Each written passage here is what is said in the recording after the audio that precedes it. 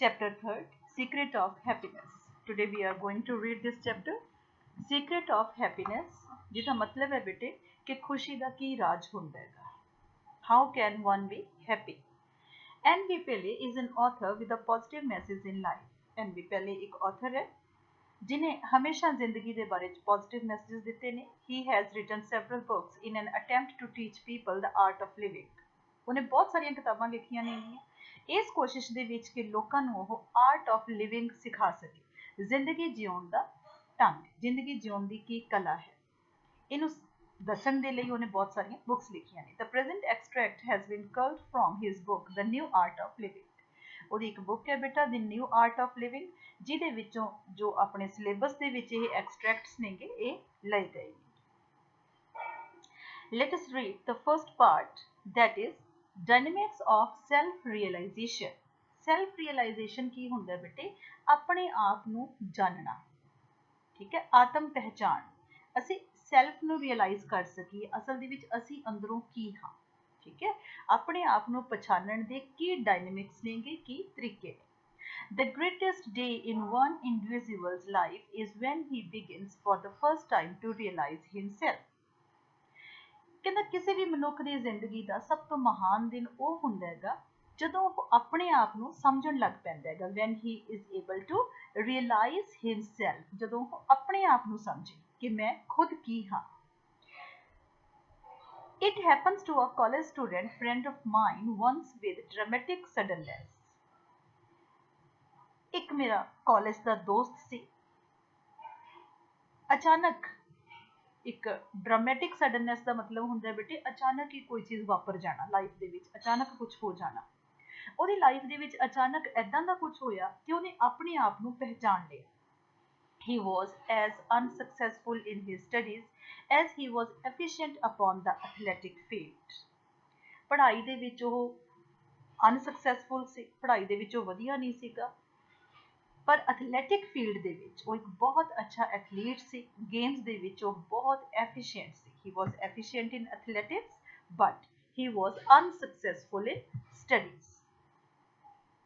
Destiny however has its own strange ways.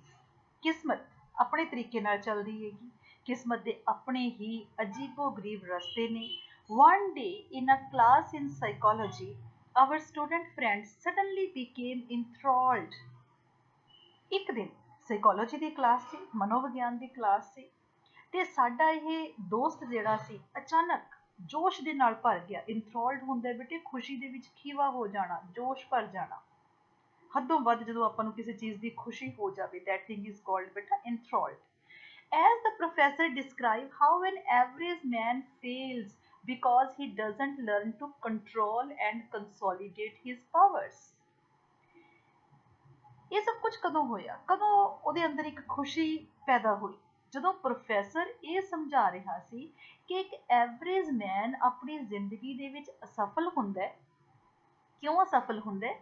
ਕਿਉਂਕਿ ਉਹਨੂੰ ਨਹੀਂ ਪਤਾ ਹੁੰਦਾ ਕਿ ਕਿਵੇਂ ਆਪਣੀਆਂ ਪਾਵਰਸ ਨੂੰ ਕੰਟਰੋਲ ਕਰਨਾ ਹੈ, ਕਿਵੇਂ ਉਹਨਾਂ ਨੂੰ ਕੰਸੋਲੀਡੇਟ ਕਰਨਾ ਹੈ. ਦੇਖੋ ਬੇਟਾ ਬੜੀ ਮੀਨਿੰਗਫੁਲ ਲਾਈਨ ਹੈ.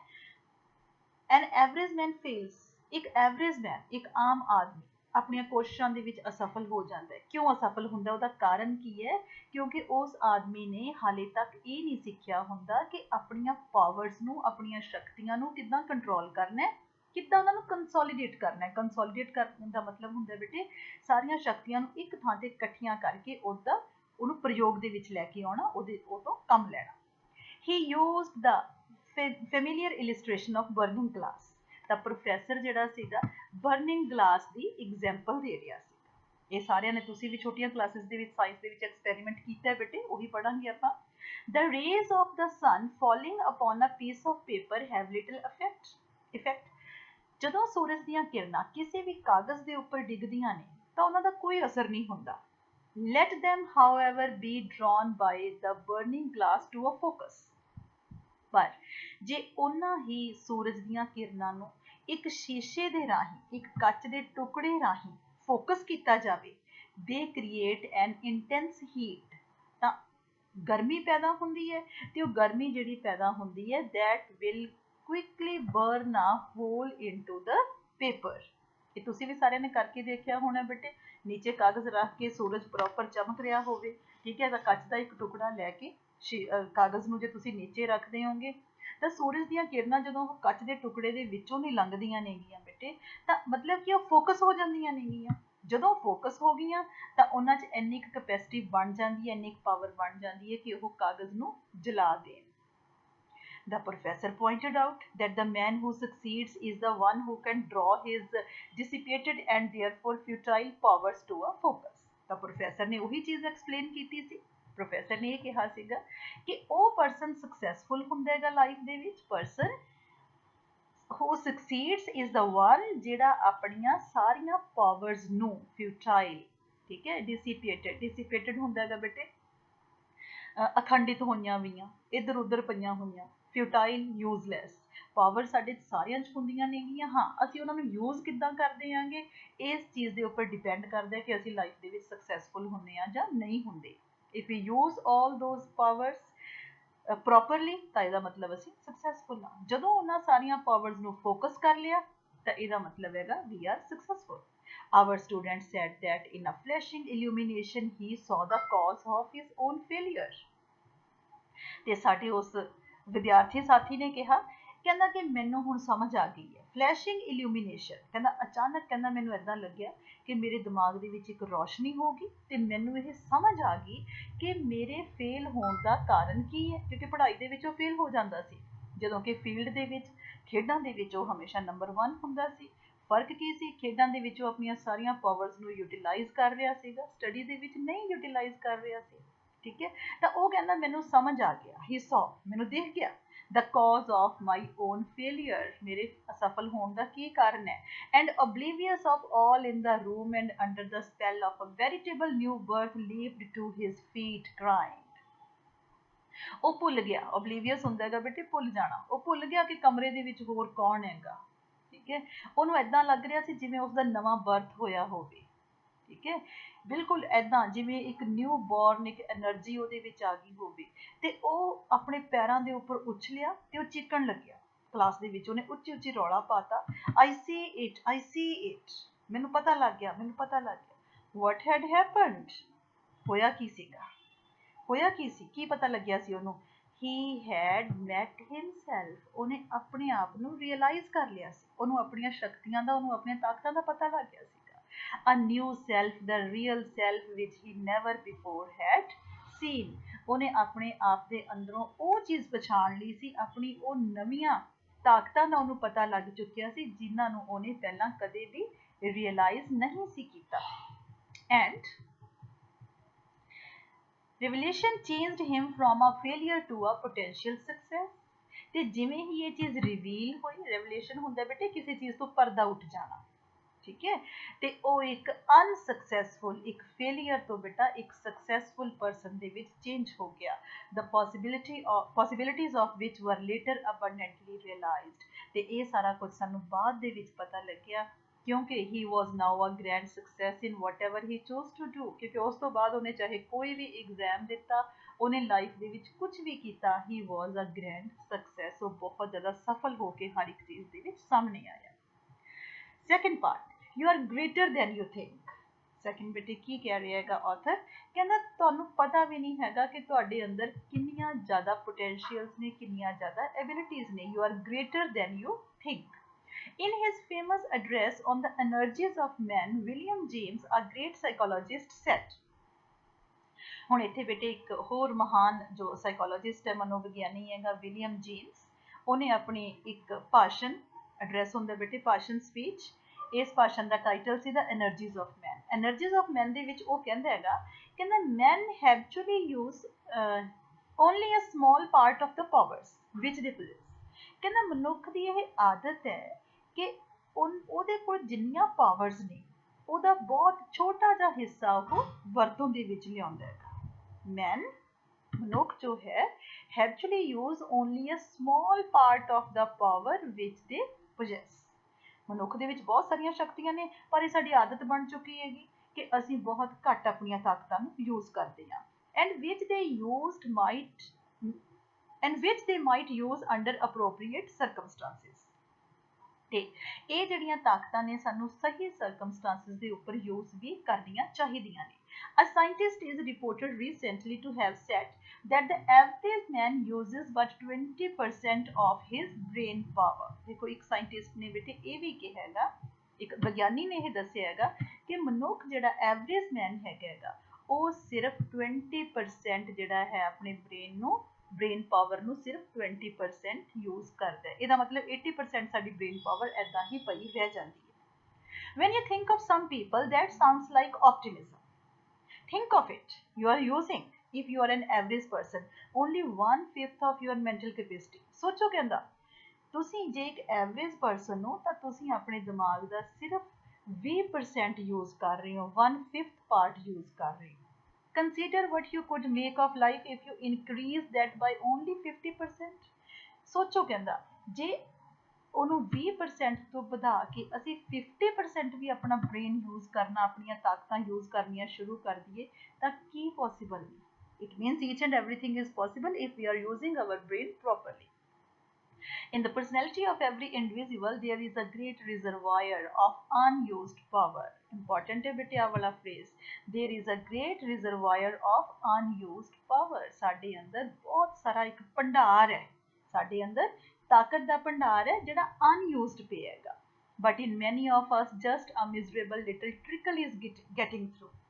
पर इस भंडार दे विचों बस एक छोटी जी एक ट्रिकलिंग ਹੁੰਦੀ ਹੈਗੀ ਬੇਟੇ, ਜਿੱਥੋਂ ਥੋੜਾ ਥੋੜਾ ਪਾਣੀ ਸਿਮਦਾ ਰਵੇ। ਜਿੱਦਾਂ ਆਪਾਂ ਕਹੀਏ ਕਿ ਇੱਕ ਬਹੁਤ ਵੱਡਾ ਪਾਣੀ ਦਾ ਇੱਕ ਭੰਡਾਰ ਹੈਗਾ, ਠੀਕ ਹੈ, ਇੱਕ ਪਾਸੇ ਇੱਕ ਛੋਟੀ ਜੀ ਮੋਰੀ ਹੋਈ ਵੀ ਹੈ, ਇੱਕ ਛੋਟਾ ਜਿਹਾ ਹੋਲ ਹੋਇਆ ਹੋਇਆ, ਉਹ ਤੋਂ ਤੁਪਕਾ ਡਿੱਗੀ ਜਾ ਰਹੀ ਹੈਗਾ। ਜਸਟ ਲਾਈਕ ਦੈਟ ਬ੍ਰੇਨ ਦੇ ਵਿੱਚ ਇੰਨੀ ਕੁ ਪਾਵਰ ਹੈ, ਬਟ ਅਸੀਂ ਕੀ ਕਰ ਰਹੇ ਹਾਂ, ਅਸੀਂ ਥੋੜੇ ਤੁਪਕੇ ਜਿਹੜੇ ਹੈਗੇ ਨੇ ਉਹ ਯੂਜ਼ ਕਰੀ ਜਾ ਰਹੇ ਹਾਂ। On that we live and do our work, ਤੇ ਉਹਨੇ ਕੁ ਨਾਲ ਹੀ ਅਸੀਂ ਜਿਉਂ ਜਾ ਰਹੇ ਹਾਂ, ਉਹ ਤੇ ਹੀ ਅਸੀਂ ਆਪਣਾ ਕੰਮ ਸਾਰੀ ਜਾ ਰਹੇ ਹਾਂ। The great secret of life is to put a key into the lock. ਹੁਣ ਕਰਨਾ ਕੀ ਹੈਗਾ, ਸੀਕ੍ਰੇਟ ਆਫ ਲਾਈਫ ਕੀ ਹੈ?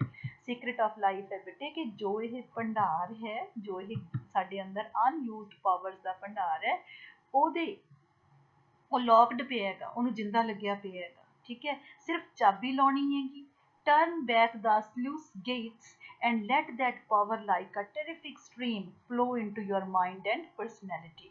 ਬਸ ਉਹਨਾਂ ਸਲੂਸ ਗੇਟਸ ਹੁੰਦੇ ਨੇਗੇ ਬੇਟਾ, ਜਿੱਦਾਂ ਇੱਕ ਡੈਮ ਆਪਾਂ ਕਹਿ ਲਈਏ ਜਾਂ ਕੋਈ ਵੀ ਡੈਮ ਹੈਗਾ ਜੀ, ਉਹਦੇ ਗੇਟ ਬਣੇ ਹੁੰਦੇ ਨੇਗੇ, ਠੀਕ ਹੈ। ਉਹ ਗੇਟ ਜਦੋਂ ਚੱਕ ਦਿੰਦੇ ਨੇ, ਇੱਕਦਮ ਪਾਣੀ ਜਿਹੜਾ ਹੈਗਾ ਤੇਜ਼ ਫਲੋ ਦੇ ਨਾਲ ਨੀਚੇ ਵੱਲ ਨੂੰ ਆਉਂਦਾ ਹੈਗਾ। ਉਸੇ ਤਰੀਕੇ ਨਾਲ ਕਹਿੰਦਾ ਇਹਨਾਂ ਗੇਟਸ ਨੂੰ, ਇਹਨਾਂ ਦਰਵਾਜ਼ਿਆਂ ਨੂੰ ਥੋੜਾ ਜਿਹਾ ਟਰਨ ਬੈਕ ਕਰਨਾ, ਪਿੱਛੇ ਨੂੰ ਧੱਕਣਾ ਹੈਗਾ, ਤੇ ਜਿਹੜੀ ਉਹ ਪਾਵਰ ਹੈਗੀ ਫਿਰ ਇੱਕ ਨਦੀ ਦੀ ਤਰ੍ਹਾਂ, ਠੀਕ ਹੈ, ਸਾਡੇ ਮਾਈਂਡ ਦੇ ਵਿੱਚ ਤੇ ਸਾਡੀ ਪਰਸਨੈਲਿਟੀ ਦੇ ਵਿੱਚ ਫਲੋ ਹੋ ਜਾਏਗੀ, ਤੇ ਫਿਰ ਸਾਡੇ ਹਰ ਇੱਕ ਕੰਮ ਦੇ ਵਿੱਚ ਉਹ ਚੀਜ਼ ਰਿਫਲੈਕਟ ਕਰੂਗੀ। It will transform you. ਫਿਰ ਕੀ ਹੋਏਗਾ, ਇਹ ਤੁਹਾਨੂੰ change कर देगी। It will transform you into a person of strength and effectiveness. You will be more strong. You will be more effective in whatever you do. जो भी तुसी करोगे ਉਹਦੇ ਵਿੱਚ ਤੁਸੀਂ ਜ਼ਿਆਦਾ effective ਹੋਵੋਗੇ। Will able to meet and master all circumstances. ਫਿਰ ਕੀ ਹੋਊਗਾ, ਅਸੀਂ ਹਰ ਤਰ੍ਹਾਂ ਦੇ ਹਾਲਾਤਾਂ ਦੇ ਉੱਪਰ ਕਾਬੂ ਪਾ ਸਕਾਂਗੇ। ਹਰ ਇੱਕ ਤਰ੍ਹਾਂ ਦੇ ਹਾਲਾਤ ਸਾਡੇ ਕੰਟਰੋਲ ਦੇ ਵਿੱਚ ਹੋਣਗੇ। ਕਦੋਂ? ਜਦੋਂ ਅਸੀਂ ਆਪਣੀ ਹਰ ਇੱਕ ਤਰ੍ਹਾਂ ਦੀ ਪਾਵਰ ਨੂੰ, ਜਿੰਨੀ ਵੀ ਅਨਯੂਜ਼ਡ ਪਾਵਰ ਸਾਡੇ ਬ੍ਰੇਨ ਦੇ ਵਿੱਚ ਪਈ ਹੈ, ਉਹਨੂੰ ਯੂਜ਼ ਕਰਨਾ ਸਿੱਖ ਲਵਾਂਗੇ। The important thing to emphasize is that it is a source of inward power by which weak personalities can become strong. ਇਹ ਸਾਡੇ ਅੰਦਰ ਇੱਕ ਇਨਵਰਡ ਬੇਟੇ ਸਾਡੇ ਅੰਦਰ ਇੱਕ ਤਾਕਤ ਹੈ, ਠੀਕ ਹੈ। important thing to emphasize ਕਰਨ ਵਾਲੀ ਗੱਲ ਕੀ ਹੈ, ਜ਼ਿਆਦਾ ਇੰਪੋਰਟੈਂਸ ਦੇਣ ਵਾਲੀ ਗੱਲ ਕੀ ਹੈ ਕਿ ਇਹ ਸੋਰਸ ਆਫ ਇਨਵਰਡ ਪਾਵਰ ਹੈ, ਸਾਡੇ ਅੰਦਰ ਇੱਕ ਸ਼ਕਤੀ ਦਾ ਸੋਮਾ ਹੈ, ਬਾਈ ਵਿਚ ਜਿਹਦੇ ਨਾਲ ਵੀਕ ਪਰਸਨੈਲਿਟੀਜ਼ ਜਿਹੜੀਆਂ ਨੇ ਉਹ ਵੀ ਸਟਰੋਂਗ ਪਰਸਨੈਲਿਟੀਜ਼ ਬਣ ਸਕਦੀਆਂ ਨੇ। Divided personalities can become unified. ਅਗਰ ਕੋਈ ਬੰਦਾ ਟੁੱਟਿਆ ਹੋਇਆ ਹੈਗਾ, ਡਿਵਾਈਡਡ ਪਰਸਨੈਲਿਟੀ, ਉਹ ਪਰਸਨ ਬੇਟੇ ਜਿਹਨੂੰ ਆਪਣੇ ਆਪ ਤੇ ਕੰਟਰੋਲ ਨਹੀਂ ਹੁੰਦਾ ਹੈਗਾ, ਜਿਹਨੂੰ ਨਹੀਂ ਪਤਾ ਲੱਗਦਾ what is wrong what is right, ਕਿੱਦਾਂ ਕਿਸੇ ਚੀਜ਼ ਨੂੰ ਲੈ ਕੇ ਡਿਸੀਜ਼ਨ ਲੈਣਾ, ਤਾਂ ਡਿਵਾਈਡਡ ਪਰਸਨੈਲਿਟੀਜ਼ ਵੀ ਯੂਨੀਫਾਈ ਹੋ ਜਾਂਦੀਆਂ ਨੇ, ਜੁੜ ਜਾਂਦੀਆਂ ਨੇ। ਹਰਟ ਮਾਈਂਡਸ ਕੈਨ ਬੀ ਹੀਲਡ, ਠੀਕ ਹੈ। ਤਾਂ ਦੁਖੀ ਜਿਹੜੇ ਮਨ ਨੇਗੇ ਉਹਨਾਂ ਦਾ ਵੀ ਇਲਾਜ ਇਹਦੇ ਨਾਲ ਹੋ ਸਕਦਾ ਹੈ। The secret of peace and poise attained, ਤੇ ਇਹੀ ਸੀਕ੍ਰੇਟ ਹੈਗਾ ਜਿਹਦੇ ਨਾਲ peace and poise, peace and poise ਦਾ ਮਤਲਬ ਹੁੰਦਾ ਹੈਗਾ ਬੇਟੇ ਕੰਟੈਂਟਮੈਂਟ, ਸੈਟਿਸਫੈਕਸ਼ਨ ਲਾਈਫ ਦੇ ਵਿੱਚ ਸ਼ਾਂਤ ਰਹਿਣਾ। ਠੀਕ ਹੈ, ਕੀ ਹੁੰਦਾ ਹੈ ਇਹ ਫਿਰ ਤਾਂ ਸਿੱਖਿਆ ਜਾ ਸਕਦਾ if we are using this unused reservoir of power that is in our brain। 20% ਅਸੀਂ ਯੂਜ਼ ਕਰ ਰਹੇ ਹਾਂ, try to use 50% even। Third part ਆ ਗਿਆ ਬੇਟੇ ਦ escape from fear। ਹੁਣ ਥਰਡ ਉਹ ਗੱਲ ਕਰਦਾ ਹੈਗਾ ਡਰ ਤੋਂ ਮੁਕਤੀ ਕਿੱਦਾਂ ਪਾਉਣੀ। escape from fear। A British publishing house issued some years ago a volume of sermons। ਇੱਕ ਬ੍ਰਿਟਿਸ਼ ਪਬਲਿਸ਼ਿੰਗ ਹਾਊਸ ਨੇ ਕੁਝ ਸਾਲ ਪਹਿਲਾਂ ਕੁਝ ਸਰਮਨਸ ਦਾ ਇੱਕ ਬੁੱਕ ਜਿਹੜੀ ਸੀ ਪਬਲਿਸ਼ ਕੀਤੀ ਸੀਗੀ under the title if I could preach only ones. one of these sermons was by Gilbert Chesterton। ਗਿਲਬਰਟ ਚੈਸਟਰਟਨ ਦੇ ਇੱਕ ਸਰਮਨਸ ਦੇ ਵਿੱਚੋਂ ਇਹ ਲਿਆ ਗਿਆ ਹੈਗਾ। ਕਹਿੰਦਾ if I get the chance to speak once, to preach once, if I had only one sermon to preach, ਜੇ ਕਹਿੰਦਾ ਮੈਨੂੰ ਇੱਕ ਚੀਜ਼ ਦਾ ਉਪਦੇਸ਼ ਦੇਣ ਲਈ ਕਿਹਾ ਜਾਏ ਨਾ, it would be sermon against fear। ਤਾਂ ਮੈਂ ਉਪਦੇਸ਼ ਦੇਵਾਂਗਾ ਡਰ ਦੇ ਖਿਲਾਫ। ਤਾਂ ਮੈਂ ਦੱਸਣਾ ਚਾਹੁੰਦਾ ਕਿ ਡਰ ਕੋਈ ਵੀ ਚੀਜ਼ ਨਹੀਂ ਹੈ। there is nothing to fear। why should this eminent man of letters single out so ordinary an adversary। ਹੁਣ ਆਪਾਂ ਸੋਚੀਏ ਕਿ ਇਹ ਜਿਹੜਾ ਚੈਸਟਰਟਨ ਹੈਗਾ ਇੱਕ eminent man of letters. Eminent man of letters ਹੁੰਦਾ ਹੈਗਾ ਬੇਟੇ ਜਿਹੜਾ ਬੜਾ ਵਧੀਆ ਜਿਹਦੀਆਂ ਲਿਖਤਾਂ ਹੋਣ, ਜਿਹੜਾ ਬੰਦਾ ਬਹੁਤ ਵਧੀਆ ਲਿਖਾਰੀ ਹੋਵੇ, ਬੜਾ ਇੰਟੈਲੀਜੈਂਟ ਬੁੱਧੀਮਾਨ ਆਦਮੀ। ਤਾਂ ਉਹਨੇ ਇਸ ਚੀਜ਼ ਨੂੰ ਦੇ ਬਾਰੇ ਚ ਇੱਕ ਸਿੰਗਲ ਆਊਟ, ਉਹਨੇ ਇੱਕ ਚੀਜ਼ ਨੂੰ ਕਿਉਂ ਕੱਢ ਲਿਆ। ਮਨੁੱਖ ਦੇ ਤਾਂ ਬਹੁਤ ਸਾਰੇ ਦੁਸ਼ਮਣ ਨੇ, ਬਹੁਤ ਸਾਰੇ ਐਡਵਰਸਰੀਜ਼ ਨੇ। ਠੀਕ ਹੈ, ਮਨੁੱਖ ਤਾਂ ਬਹੁਤ ਸਾਰੀਆਂ ਚੀਜ਼ਾਂ ਤੋਂ ਡਰਦਾ ਹੈ, ਬਹੁਤ ਸਾਰੀਆਂ ਚੀਜ਼ਾਂ ਨੂੰ ਲੈ ਕੇ, ਜਿੱਦਾਂ ਆਪਾਂ ਕਹੀਏ ਬੇਟੇ ਅਹੰਕਾਰ ਹੈ, ਠੀਕ ਹੈ, ਗ੍ਰੀਡੀਨੈਸ ਹੈ ਮਨੁੱਖ ਦੇ ਵਿੱਚ, ਇੱਕ ਲਾਲਚ ਹੈ, ਅਹੰਕਾਰ ਹੈ, ਡਰ ਹੈ, ਬਹੁਤ ਸਾਰੇ ਜਿਹੜੀਆਂ ਨੇ ਬੁਰਾਈਆਂ ਨੇ ਮਨੁੱਖ ਦੇ ਵਿੱਚ। ਤਾਂ ਉਹਨੇ ਇਕੱਲੇ ਫੀਅਰ ਦੀ ਗੱਲ ਕਿਉਂ ਕੀਤੀ। ਉਹ ਇਹ ਕਿਉਂ ਕਹਿੰਦੇ ਕਿ ਜੇ ਮੈਨੂੰ ਉਪਦੇਸ਼ ਦੇਣ ਦੇ ਲਈ ਕਿਹਾ ਜਾਵੇ ਤਾਂ ਮੈਂ ਡਰ ਦੇ ਅਗੇਂਸਟ ਹੀ ਉਪਦੇਸ਼ ਦੇਵਾਂਗਾ। ਕਿਉਂ ਸਿਰਫ ਇਸ ਚੀਜ਼ ਨੂੰ ਉਹਨੇ ਕਿਉਂ ਚੂਜ਼ ਕੀਤਾ। ਸਿੰਗਲ ਆਊਟ ਹੁੰਦਾ ਬੇਟੇ ਚੂਜ਼ ਕਰਨਾ। First of all because fear is one of man's most common enemies. ਕਿਉਂ ਕੀਤਾ, ਇਸ ਲਈ ਕਿਉਂਕਿ ਫੀਅਰ ਜਿਹੜਾ ਹੈ, ਡਰ ਜਿਹੜਾ ਹੈ, ਉਹ ਮਨੁੱਖ ਦਾ ਮੋਸਟ ਕਾਮਨ ਐਨੀਮੀ ਹੈ। ਠੀਕ ਹੈ, ਇੱਕ ਸਾਂਝਾ ਦੁਸ਼ਮਣ ਹੈ। ਹਰ ਇੱਕ ਮਨੁੱਖ ਜਿਹੜਾ ਹੈ, ਡਰ ਹਰ ਇੱਕ ਮਨੁੱਖ ਨੂੰ ਹੁੰਦਾ ਹੈਗਾ, ਚਾਹੇ ਕੋਈ ਵੱਡਾ ਹੈ, ਚਾਹੇ ਕੋਈ ਛੋਟਾ ਹੈ, ਕੋਈ ਅਮੀਰ ਹੈ, ਗਰੀਬ ਹੈ, ਡਰ ਉਹਨਾਂ ਦੇ ਨਾਲ ਚੱਲਦੇ ਨੇ। It touches every one of us in some way. ਕਿਸੇ ਨਾ ਕਿਸੇ ਤਰੀਕੇ ਦੇ ਨਾਲ ਡਰ ਸਾਡੇ ਸਭ ਦੇ ਅੰਦਰ ਬੈਠਿਆ ਹੋਇਆ। ਠੀਕ ਹੈ, ਹੋਰ ਬੁਰਾਈਆਂ ਆਪਾਂ ਕਹਿ ਸਕਦੇ ਹਾਂ, ਕਿਸੇ ਦੇ ਵਿੱਚ ਕੋਈ ਬੁਰਾਈ ਨਹੀਂ ਹੈ, ਕਿਸੇ ਦੇ ਵਿੱਚ ਕੋਈ ਹੋਰ ਬੁਰਾਈ ਨਹੀਂ ਹੈ, ਪਰ ਡਰ ਇੱਕ ਅਜਿਹੀ ਚੀਜ਼ ਹੈ ਜੋ ਹਰ ਇੱਕ ਇਨਸਾਨ ਦੇ ਅੰਦਰ ਹੈ। Many people for example have financial fears. ਬਹੁਤੇ ਲੋਕਾਂ ਨੂੰ ਫੋਰ ਐਗਜ਼ਾਮਪਲ ਆਪਾਂ ਕਹੀਏ ਬੇਟਾ ਪੈਸੇ ਨੂੰ ਲੈ ਕੇ ਡਰਦੇ ਰਹਿੰਦੇ ਨੇ।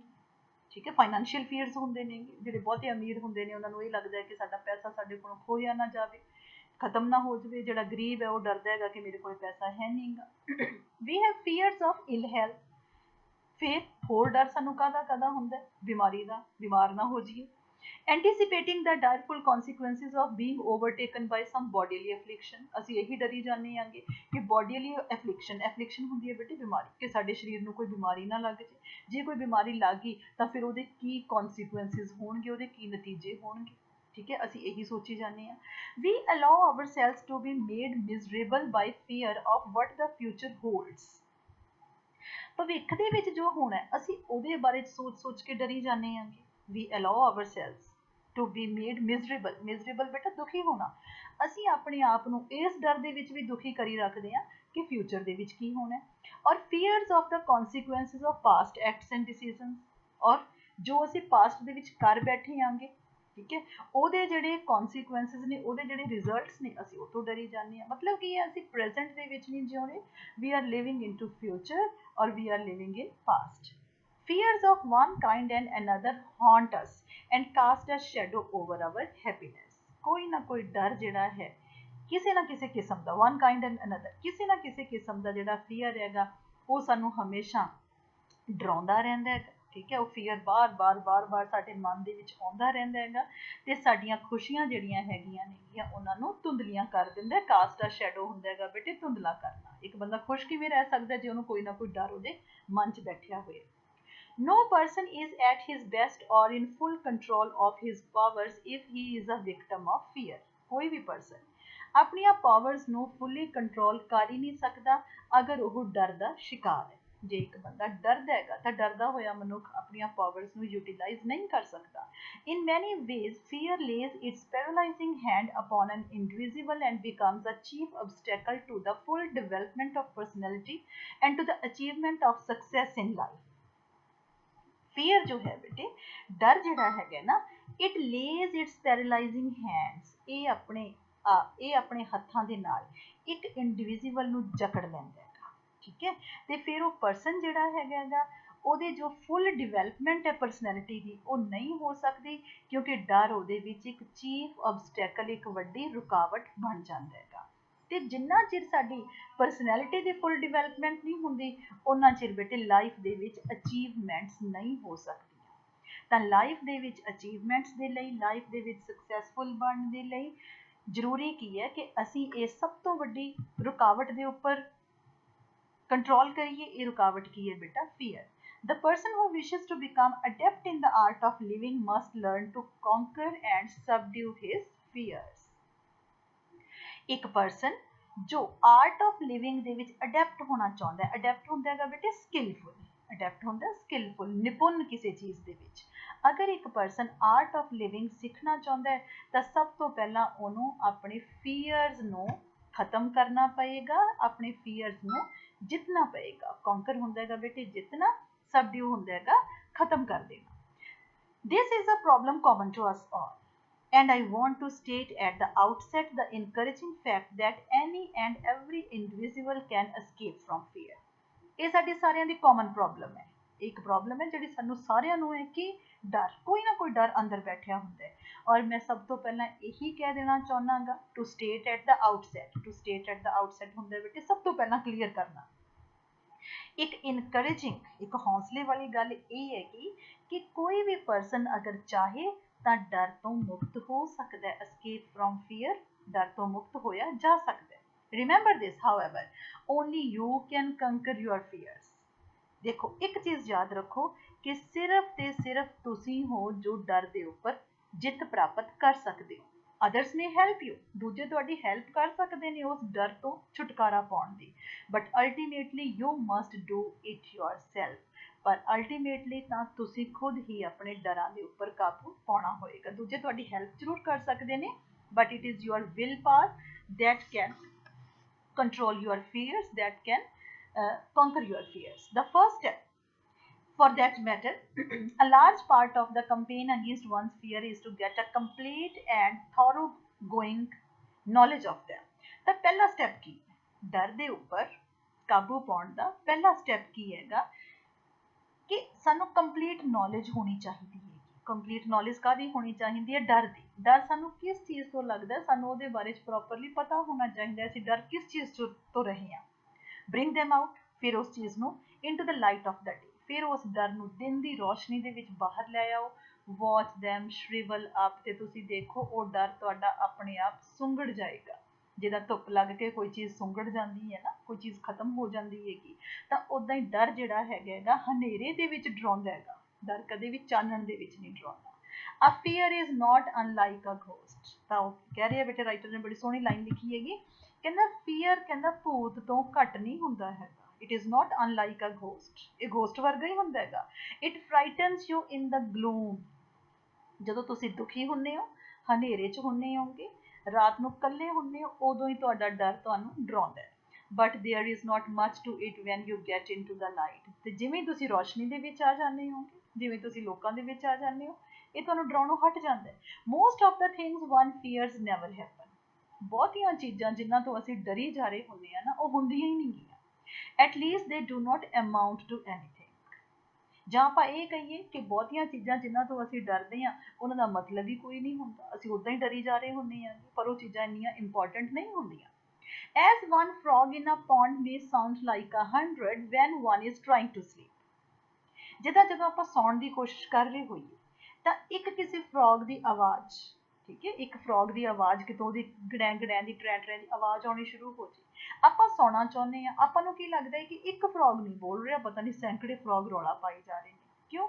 We want to sleep, ਤਾਂ ਸਾਨੂੰ ਕੀ ਲੱਗਦਾ ਹੈ, ਮਤਲਬ ਕੀ ਹੈ ਬੇਟੇ ਕਿ ਪ੍ਰੋਬਲਮਸ ਫੀਅਰਸ ਜਿਹੜੇ ਹੈਗੇ ਨੇ ਉਨੇ ਵੱਡੇ ਨਹੀਂ ਹੁੰਦੇ ਜਿੰਨੇ ਵੱਡੇ ਸਾਨੂੰ ਮਹਿਸੂਸ ਹੁੰਦੇ ਨੇ। So one little fact may be enlarged by mental fear. ਤਾਂ ਇੱਕ ਸਾਡੇ ਮਨ ਦੇ ਵਿੱਚ ਡਰ ਬੈਠਿਆ ਹੁੰਦਾ ਜਿਹਦੇ ਨਾਲ ਕੋਈ ਛੋਟਾ ਜਿਹਾ ਡਰ ਵੀ ਵੱਡਾ ਰੂਪ ਲੈ ਲੈਂਦਾ ਹੈ and distorted imaging out of all proportion to its real size. ਤੇ ਰੀਅਲ ਸਾਈਜ਼ ਅਸਲ ਦੇ ਵਿੱਚ ਡਰ ਦਾ ਆਕਾਰ ਛੋਟਾ ਹੁੰਦਾ ਹੈਗਾ, ਠੀਕ ਹੈ, ਇਹ ਤਾਂ ਉਹਦੀ ਡਿਸਟੋਰਟਡ ਇਮੇਜ ਹੁੰਦੀ ਹੈਗੀ, ਵਿਗੜੀ ਹੋਈ ਇਮੇਜ ਹੁੰਦੀ ਹੈ ਕਿ ਸਾਨੂੰ ਉਹ ਡਰ ਵੱਡਾ ਦਿਖਾਈ ਦਿੰਦਾ ਹੈ। ਹੁਣ ਇੱਕ ਐਗਜ਼ਾਮਪਲ ਦੇਗਾ ਬੇਟੇ ਰਾਈਟਰ ਆਪਣੀ ਲਾਈਫ ਦੇ ਵਿੱਚੋਂ। once in a lonely cabin on a dark night deep in the north woods I heard on the porch noises that sent a shiver up my spine। ਇੱਕ ਦਿਨ ਕਹਿੰਦਾ ਹਨੇਰੀ ਰਾਤ ਸੀ, ਮੈਂ ਨਾਰਥ ਵੁੱਡਸ ਦੇ ਵਿੱਚ ਆਪਣੇ ਲੋਨਲੀ ਕੈਬਿਨ ਦੇ ਵਿੱਚ ਬੈਠਾ ਸੀਗਾ। ਆਲੇ ਦੁਆਲੇ ਲੋਨਲੀ ਕੈਬਿਨ ਦਾ ਮਤਲਬ ਹੈ ਆਲੇ ਦੁਆਲੇ ਹੋਰ ਕੋਈ ਘਰ ਨਹੀਂ ਹੈਗਾ, ਮੈਂ ਵੀ ਇਕੱਲਾ ਸੀ ਘਰ 'ਚ। ਆਈ ਹਰਡ ਔਨ ਦਾ ਪੋਰਚ ਨੋਇਸਿਸ, ਮੈਂ ਪੋਰਚ ਦੇ ਵਿੱਚ ਵਿਹੜੇ ਦੇ ਵਿੱਚ ਆਵਾਜ਼ਾਂ ਸੁਣਾਈ ਦਿੱਤੀਆਂ ਔਰ ਮੈਂ ਡਰ ਗਿਆ। ਇਹ ਬੇਟੇ ਫਰੇਜ਼ ਹੈਗਾ ਇਹ, a shiver up, to send a shiver up to one spine, ਠੀਕ ਹੈ, ਮਤਲਬ ਕੀ ਹੈ ਕਿ ਬੁਰੀ ਤਰ੍ਹਾਂ ਡਰ ਜਾਣਾ। It sounded like the cautious approach of several intruders. ਤੇ ਮੈਨੂੰ ਇੱਦਾਂ ਲੱਗ ਰਿਹਾ ਸੀਗਾ ਜਿਵੇਂ ਕੋਈ ਬਹੁਤ ਸਾਰੇ ਇੰਟਰੂਡਰਸ ਹੁੰਦੇ ਨੇਗੇ ਬੇਟੇ, ਜਿਹਨੂੰ ਆਪਾਂ ਚੋਰ ਕਹਿ ਸਕਦੇ ਆਂਗੇ ਜਾਂ ਆਪਾਂ ਲੁਟੇਰੇ ਕਹਿ ਸਕਦੇ ਆਂਗੇ, ਠੀਕ ਹੈ, ਜਿਹੜੇ ਬਿਨਾਂ ਪਰਮਿਸ਼ਨ ਤੋਂ ਸਾਡੇ ਘਰ ਦੇ ਵਿੱਚ ਬੰਦਾ ਦਾਖਲ ਹੁੰਦਾ ਹੈਗਾ ਉਹਨੂੰ ਅਸੀਂ ਚੋਰ ਲੁਟੇਰੇ ਕਹਾਂਗੇ। ਤਾਂ ਇੱਦਾਂ ਲੱਗ ਰਿਹਾ ਸੀਗਾ ਜਿਵੇਂ ਕੌਸ਼ੀਅਸਲੀ ਬੜੇ ਧਿਆਨ ਦੇ ਨਾਲ ਕੋਈ ਹੌਲੀ ਹੌਲੀ ਮੇਰੇ ਘਰ ਵੱਲ ਨੂੰ ਵਧ ਰਿਹਾ। I sat transfixed, ਮੈਂ ਇੱਕ ਥਾਂ ਦੇ ਉੱਪਰ ਜੰਮਿਆ ਬੈਠਾ ਸੀ, rooted to my chair, ਆਪਣੀ ਚੇਅਰ ਨਾਲ ਜੁੜਿਆ ਬੈਠਾ ਸੀ, with every hair seemingly standing on end, ਤੇ ਮੇਰੇ ਨੌ ਕੰਡੇ ਖੜੇ ਹੋਏ ਪਏ ਸੀ। Newspaper accounts of a recent murder in that section flashed across my mind, ਇੱਕਦਮ ਮਨ ਦੇ ਵਿੱਚ ਦੌੜ ਗਈ ਇਹ ਗੱਲ ਕਿ ਮੈਂ ਅਖਬਾਰ ਦੇ ਵਿੱਚ ਹੀ ਪੜ੍ਹਿਆ ਸੀਗਾ ਕਿ ਰੀਸੈਂਟਲੀ ਇੱਕ ਮਰਡਰ ਹੋਇਆ ਸੀਗਾ ਸ਼ਹਿਰ ਦੇ ਜਿਸ ਥਾਂ ਤੇ ਮੈਂ ਰਹਿ ਰਿਹਾ ਸੀਗਾ ਉੱਥੇ। ਤਾਂ ਉਹ ਚੀਜ਼ ਮੇਰੇ ਦਿਮਾਗ ਦੇ ਵਿੱਚੋਂ ਘੁੰਮ ਗਈ। This is the end I thought, ਤੇ ਮੈਨੂੰ ਲੱਗਿਆ ਕਿ ਅੱਜ ਮੇਰਾ ਵੀ ਅੰਤ ਹੈਗਾ। But I was far from being prepared to die, ਪਰ ਮੈਂ ਮਰਨਾ ਨਹੀਂ ਸੀ ਚਾਹੁੰਦਾ ਹੈਗਾ। I didn't want to die, ਮੈਂ ਮਰਨਾ ਨਹੀਂ ਸੀ ਚਾਹੁੰਦਾ, ਹਾਲੇ ਮੇਰੀ ਕੋਈ ਪ੍ਰੈਪਰੇਸ਼ਨ ਨਹੀਂ ਸੀ ਮਰਨ ਦੀ। I wanted to get out of there, ਤਾਂ ਮੈਂ ਸੋਚਿਆ ਕਿ ਨਹੀਂ ਮਰਨਾ, ਮੈਂ ਇੱਦਾਂ ਥੋੜ੍ਹਾ ਬੈਠਾ ਰਹਾਂਗਾ ਕਿ ਉਹ ਆਉਣ ਤੇ ਮੈਨੂੰ ਮਾਰ ਦੇਣ, ਮੈਨੂੰ ਇੱਥੋਂ ਭੱਜਣਾ ਪਏਗਾ, ਮੈਂ ਆਪਣੀ ਲਾਈਫ ਨੂੰ ਬਚਾਉਣ ਦੀ ਮੈਨੂੰ ਕੋਸ਼ਿਸ਼ ਕਰਨੀ ਪਏਗੀ। Finally unable to stand the suspense longer, finally ਕੀ ਹੋਇਆ, ਪਹਿਲਾਂ ਤਾਂ ਮੈਂ ਉੱਥੇ ਜੜ ਬੈਠਾ ਰਿਹਾ ਚੇਅਰ ਦੇ ਉੱਪਰ, ਫਾਈਨਲੀ ਹੁਣ ਮੈਥੋਂ ਹੋਰ ਇਸ ਸਸਪੈਂਸ ਦੇ ਵਿੱਚ ਨਹੀਂ ਸੀ ਰਿਹਾ ਜਾ ਰਿਹਾ। ਐਂਡ ਡੈਸਪੀਰੇਸ਼ਨ ਲੈਂਡਿੰਗ ਬ੍ਰੈਵਡੋ, ਤੇ ਇਸ ਨਿਰਾਸ਼ਾ ਦੇ ਵਿੱਚੋਂ ਹੀ ਮੇਰੇ ਅੰਦਰ ਇੱਕ ਬਹਾਦੁਰੀ ਜਾਗੀ। ਬ੍ਰੈਵਡੋ ਬੇਟੇ ਬਹਾਦੁਰੀ, ਬ੍ਰੇਵ ਤੋਂ ਹੀ ਬਣਿਆ ਇਹ ਵਰਡ। ਆਈ ਲੀਵਡ ਟੂ ਦ ਡੋਰ, ਮੈਂ ਦਰਵਾਜ਼ੇ ਵੱਲ ਨੂੰ ਵਧਿਆ, ਫਲੰਗ ਇਟ ਓਪਨ, ਤੇ ਇੱਕਦਮ ਖੋਲ ਦਿੱਤਾ ਦਰਵਾਜ਼ਾ। expecting to see a whole array of gangsters with machine guns and pistols, ਔਰ ਮੈਂ ਐਕਸਪੈਕਟ ਕਰ ਰਿਹਾ ਸੀਗਾ ਕਿ ਮੇਰੇ ਸਾਹਮਣੇ ਇੱਕ ਪੂਰੀ ਫੌਜ ਖੜੀ ਹੋਊਗੀ ਗੈਂਗਸਟਰਸ ਦੀ ਮਸ਼ੀਨ ਗੰਨਾਂ ਲੈ ਕੇ, ਪਿਸਟਲਸ ਲੈ ਕੇ। ਇੰਸਟੈਡ, ਪਰ ਨਹੀਂ, ਇਸ ਦੇ ਬਜਾਏ ਕੀ ਸੀ, a little chipmunk scurried off into the darkness, ਇੱਕ ਛੋਟੀ ਜਿਹੀ ਗਲਹਿਰੀ। ਚਿਪਮੰਕ ਬੇਟੇ ਜੋ ਗਲਹਿਰੀਆਂ ਹੁੰਦੀਆਂ ਨੇ, ਸਕੁਇਰਲਸ ਹੁੰਦੀਆਂ ਨੇ, ਉਹਨਾਂ ਦੀ ਫੈਮਿਲੀ ਦੇ ਵਿੱਚੋਂ ਹੀ ਇੱਕ ਰੋਡੈਂਟ ਹੈ। ਇੱਕ ਛੋਟਾ ਜਿਹਾ ਚਿਪਮੰਕ, ਜਦੋਂ ਮੈਂ ਦਰਵਾਜ਼ਾ ਖੋਲ੍ਹਿਆ ਉਹ ਡਰ ਗਿਆ, ਤਾਂ ਉਹ ਡਰ ਕੇ ਹਨੇਰੇ ਵੱਲ ਨੂੰ ਦੌੜ ਗਿਆ। ਲੀਵਿੰਗ ਮੀ ਲਿੰਪ ਐਂਡ ਮੋਰਟੀਫਾਈਡ, ਤਾਂ ਮੈਨੂੰ ਬੜੀ ਸ਼ਰਮ ਆਈ, ਮੈਨੂੰ ਆਪਣੇ ਆਪ ਦੇ ਉੱਪਰ ਸ਼ਰਮ ਮਹਿਸੂਸ ਹੋ ਰਹੀ ਸੀ ਕਿ ਮੈਂ ਕਿੱਦਾਂ ਡਰ ਗਿਆ। But yet the learner of a great lesson, ਪਰ ਇੱਕ ਲੈਸਨ ਵੀ ਸਿੱਖਿਆ, ਇੱਕ ਮੈਨੂੰ ਇਹ ਤੋਂ ਸਬਕ ਵੀ ਮਿਲਿਆ। Namely that it is very salutary to get a good look at your fears, ਉਹ ਇਹ ਸੀਗਾ ਕਿ ਆਪਣੇ ਡਰ ਨੂੰ ਸਹੀ ਨਜ਼ਰੀਏ ਦੇ ਨਾਲ ਦੇਖੋ। And that when you do they are much less impressive, ਜਦੋਂ ਤੁਸੀਂ ਸਹੀ ਤਰੀਕੇ ਦੇ ਨਾਲ ਦੇਖਦੇ ਹੋ ਨਾ ਆਪਣੇ ਡਰ ਨੂੰ, ਆਪਾਂ ਡਰੀ ਜਾਂਦੇ ਹਾਂ, ਰੁਕ ਜਾਓ, ਡਰੋ ਨਾ, ਉਸ ਚੀਜ਼ ਦੇ ਵੱਲ ਦੇਖਣਾ ਸ਼ੁਰੂ ਕਰ ਦਿਓ, ਕੀ ਇਹ ਸੱਚ ਹੈ, ਕੀ ਇਹ ਡਰ ਸੱਚੀ ਮੈਨੂੰ ਡਰਾ ਸਕਦਾ ਹੈ।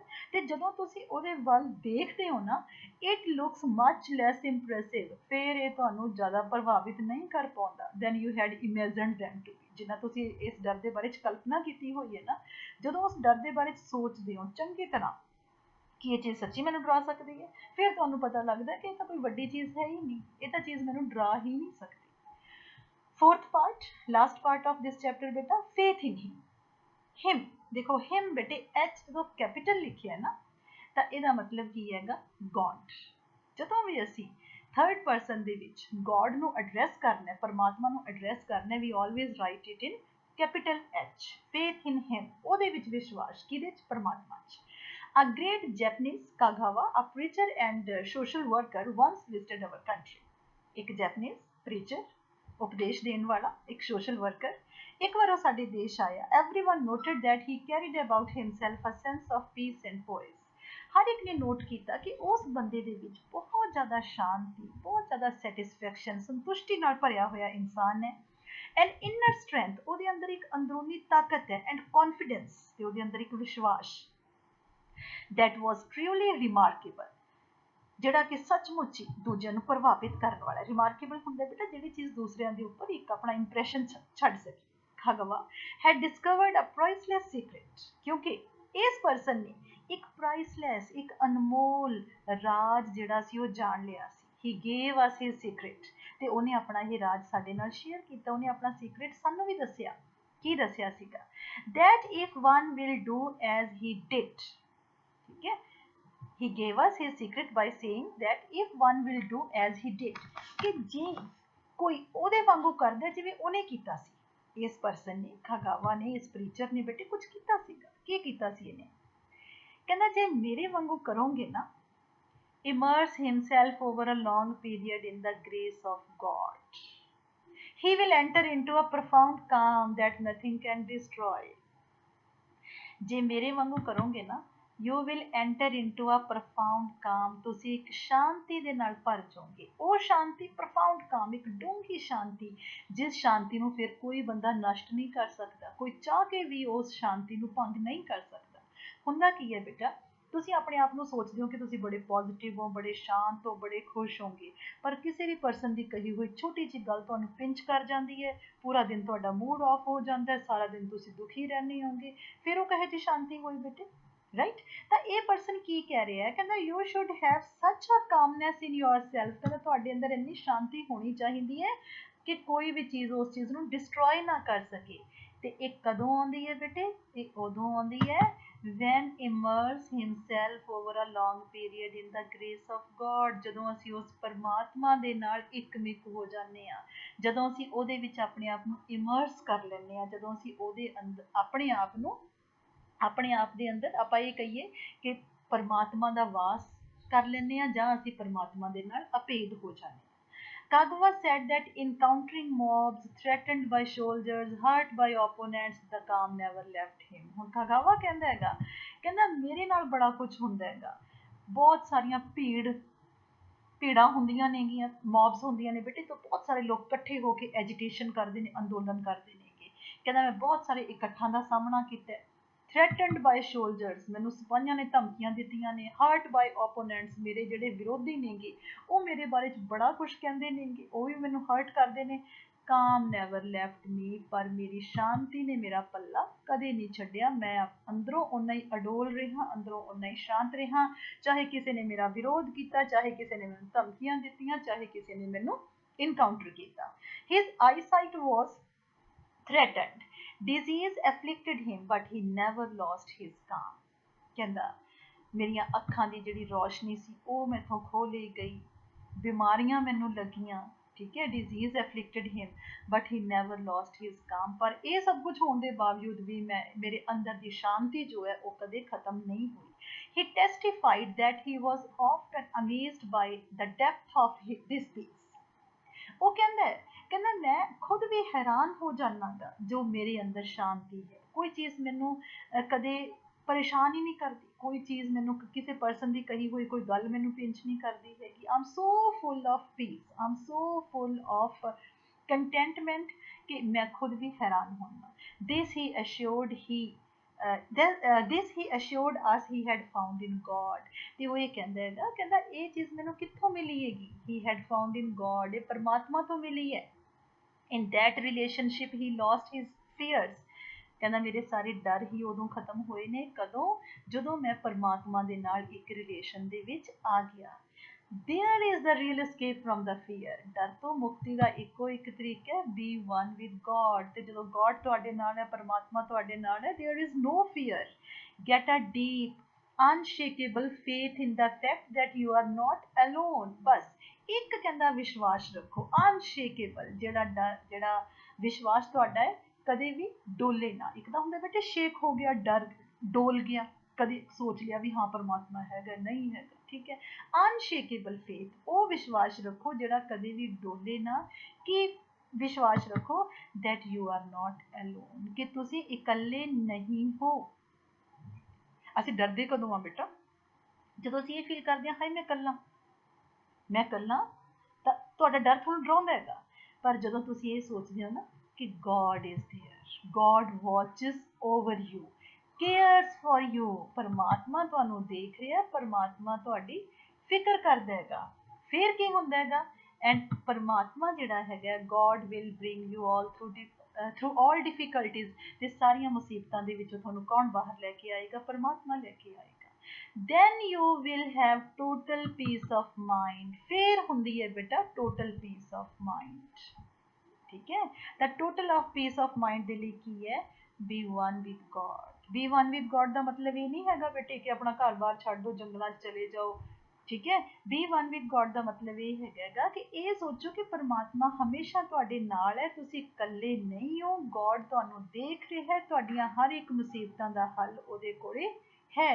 so there is no need to fear anything, then you will have total peace of mind, confidence not fear will be yours forever, ਫਿਰ ਕੀ ਹੋਏਗਾ?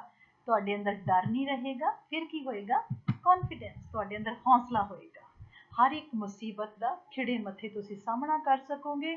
ਕਿਉਂ? ਤੁਹਾਨੂੰ ਪਤਾ ਹੈ God is there to help you, God is there to find a solution to all your problems, ਤੁਹਾਡੀਆਂ ਸਾਰੀਆਂ problem, ਤੁਹਾਡੀਆਂ ਸਾਰੀਆਂ ਮੁਸੀਬਤਾਂ ਦਾ ਹੱਲ ਕਿਹਦੇ ਕੋਲ ਹੈ? ਪਰਮਾਤਮਾ ਕੋਲ ਹੈ। ਔਰ ਤੁਸੀਂ ਇਕੱਲੇ ਨਹੀਂ ਹੋ, ਉਹ ਤੁਹਾਡੇ ਨਾਲ ਹੈ। ਜਦੋਂ ਉਹ ਤੁਹਾਡੇ ਨਾਲ ਹੈ ਤਾਂ ਤੁਹਾਨੂੰ ਕਿਸੇ ਚੀਜ਼ ਤੋਂ ਡਰਨ ਦੀ ਜ਼ਰੂਰਤ ਨਹੀਂ ਹੈ। So students, this was all about the chapter Secret of Happiness. I hope you have enjoyed the chapter. Thank you so much.